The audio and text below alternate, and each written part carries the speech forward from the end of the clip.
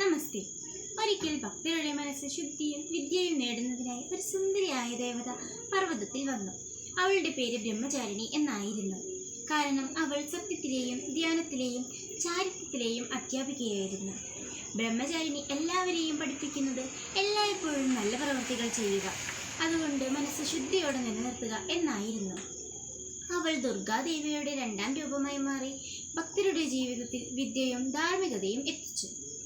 ഒരു ദിവസം ഒരു ഗ്രാമത്തിലെ കുട്ടികളും ജനങ്ങളും അശുദ്ധമായ ചിന്തകളാൽ ഭ്രാന്ത് അനുഭവിച്ചു. അവൾ അവരെ രക്ഷിക്കാൻ വേണ്ടി ഹൃദയത്തിൽ ദയയും ധൈര്യവും നിറച്ച് എത്തി. അവർ ഭക്തരെ പഠിപ്പിച്ചു, ഉപവാസം, ധ്യാനം, ശുദ്ധചിന്തനങ്ങൾ നിങ്ങളുടെ മനസ്സിനെ ശക്തവും ധൈര്യമായവുമാക്കുന്നു. അതുമുതൽ ഭക്തർ നവരാത്രിയുടെ രണ്ടാം ദിവസം ബ്രഹ്മചാരിണി ദേവിയെ പുഷ്പങ്ങളും ദീപങ്ങളും ഉപയോഗിച്ച് ആരാധിക്കുന്നു, അവരുടെ മനസ്സ് ശുദ്ധിയുള്ളതാക്കാൻ. നന്ദി.